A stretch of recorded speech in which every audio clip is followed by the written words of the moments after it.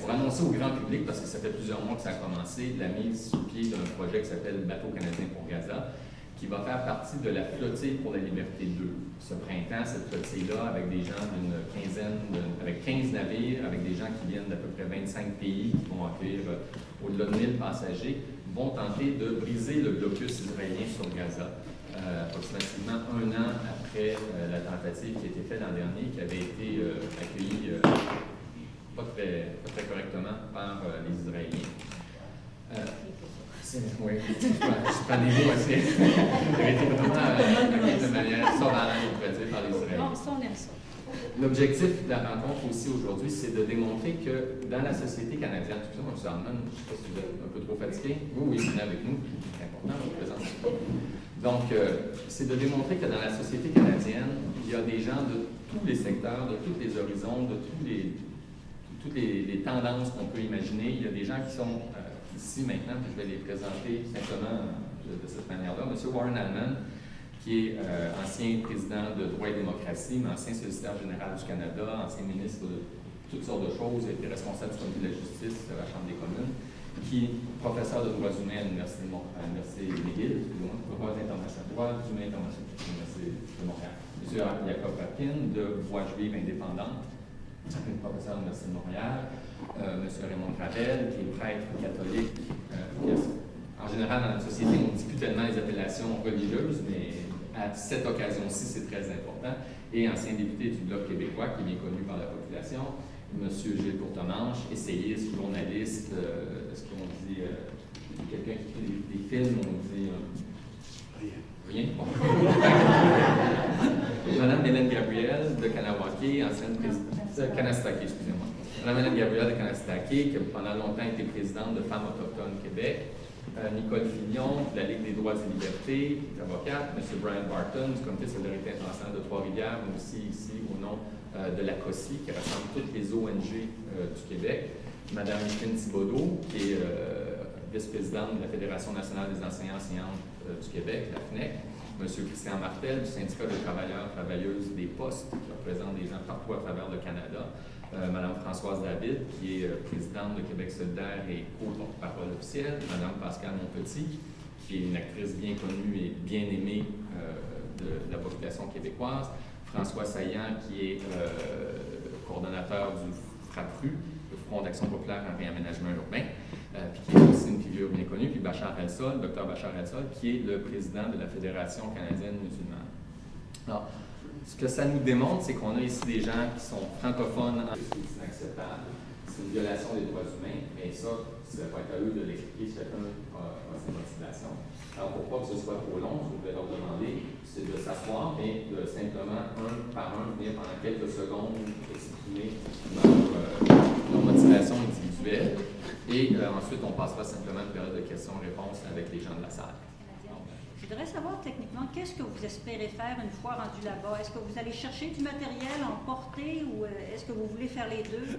Donc oui, effectivement, on va avoir une cargaison avec du matériel humanitaire, du matériel pédagogique, on parle de médicaments, on parle aussi de matériel postal, en ce sens que sous prétexte assez aberrant de sécurité, le Poste Canada ne livre plus le courrier à Gaza. Ce n'est pas la faute de Poste Canada, il faut le dire tout de suite, c'est que Poste Canada donnait le courrier à la poste israélienne et qui, elle, le relayait aux Palestiniens.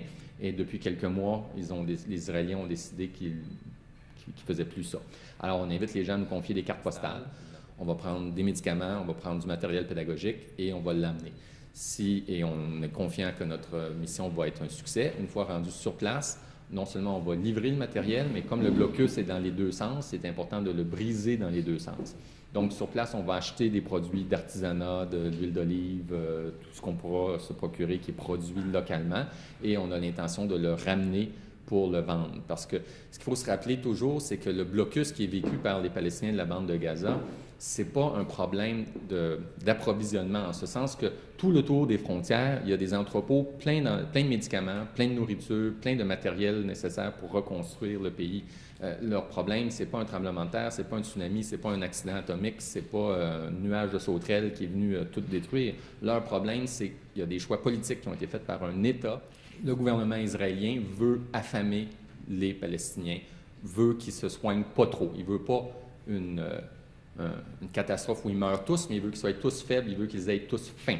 C'est ça son objectif. Alors nous, on dit qu'il faut que les Palestiniens puissent faire du commerce libre avec le reste de l'humanité, puissent importer, puissent exporter. Les Palestiniens ne demandent pas à vivre de l'aide humanitaire. Les Palestiniens demandent à vivre de manière autonome, en produisant leurs propres biens, en produisant leur propre nourriture, puis en échangeant avec les autres peuples du monde. Et c'est ça l'objectif du bateau, briser le blocus. Mais j'imagine que puisque vous allez vendre les produits que vous avez été chercher là-bas, vous voulez donc revenir éventuellement, donc ça pourrait être une série de très simplement, si notre bateau, ce qu'on se dit, peut-être qu'on est sûrement des gens un peu idéalistes d'ailleurs, mais ce qu'on se dit, c'est que si notre bateau est capable de rentrer et de sortir, d'autres bateaux vont être capables de le faire. Et ce qu'on veut, c'est clair, c'est briser le blocus et pas le briser seulement de manière symbolique. Le symbole sera déjà quelque chose de vrai, de bon, d'utile, mais si, en plus de le briser de manière symbolique, on le brise de manière concrète, c'est-à-dire que derrière nos 15 bateaux symboliques, d'ailleurs qui dépassent le cadre symbolique, il va y avoir parmi la flottille un cargo qui va transporter plusieurs tonnes de marchandises. Au-delà de ce bris-là une première fois, ce qu'on veut, nous, c'est établir des liens qui soient possibles pour les Palestiniens, d'établir des liens commerciaux avec le reste du monde. On veut qu'ils puissent commercer, acheter, vendre, produire, importer, exporter. Et si... Mélissa Guillet du Devoir, je voulais savoir, en fait, si on sait qui montera à bord de ce bateau-là, on sait qu'il y en a... À bord du navire, notre premier objectif, évidemment, c'est d'avoir le bateau. On est en train actuellement de magasiner un bateau, donc on ne peut pas émettre une liste finale de qui va être à bord puisqu'on ne sait pas exactement combien il va y avoir de place. On va avoir comme stratégie de mettre à bord du navire, évidemment, le maximum de représentants et de représentantes de groupes qui symbolisent bien la société canadienne. On a le genre d'équipage, si tout le monde qui était ici était disponible, ils seraient tous le bienvenu. Donc, ce qu'on veut, c'est d'avoir le maximum de représentants et représentantes qui témoignent de la diversité de la société canadienne et que jamais le gouvernement et l'État canadien puisse dire les Canadiens sont d'accord pour qu'on bombarde Gaza, les Canadiens sont d'accord pour qu'il y ait un blocus, les Canadiens sont d'accord avec le gouvernement Harper quand il dit, puis là je cite M. Harper qui dit dans ce conflit-là, c'est le bien contre le mal, et puis on sait, pour lui, le bien dans ce dossier-là, c'est Israël, puis le mal, c'est les Palestiniens. C'est des échos de George Bush. Il y a eu certains bateaux qui sont rentrés depuis l'incident du navire Marmara.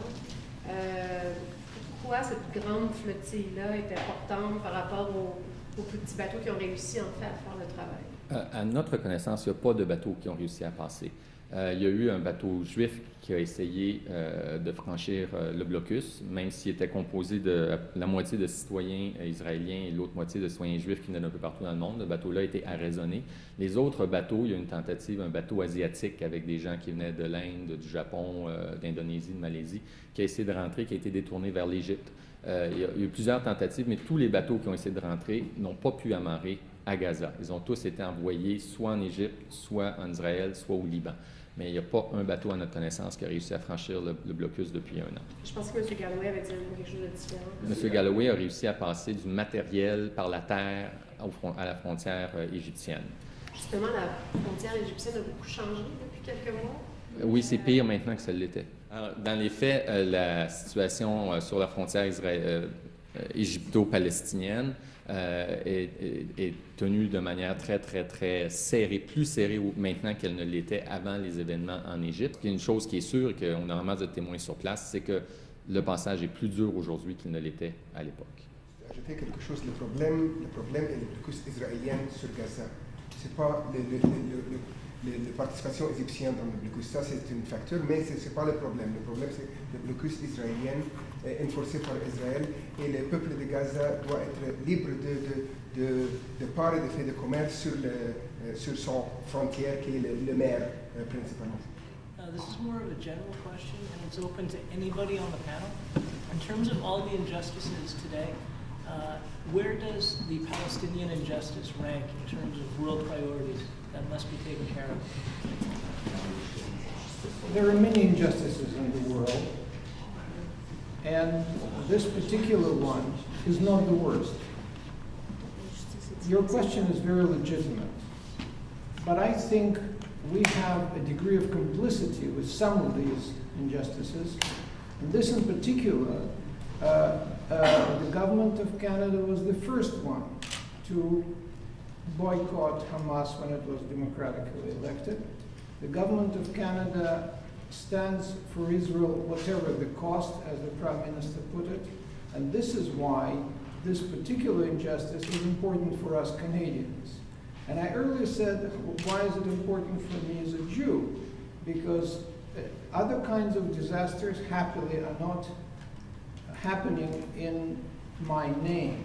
In this particular case, it takes a lot of explanation and a lot of patience to make sure that people do not confuse the actions of a sovereign state, which is the state of Israel, and the action of Jews who live elsewhere or in Israel, and many of whom, I repeat, are abhorred by what that government is doing.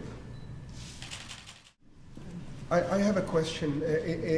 Il n'y a aucun politicien actif, sauf Québec solidaire, qui appuyait ouvertement le bateau canadien pour Gaza. Mon question est à M.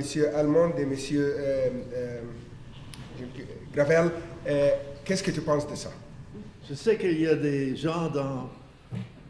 Je ne suis pas trop associé avec une parti politique maintenant, mais je sais que dans les partis politiques, dans le Parti libéral, il y a des gens qui sont prêts à appuyer, mais il y a beaucoup d'autres qui ont besoin de réformation.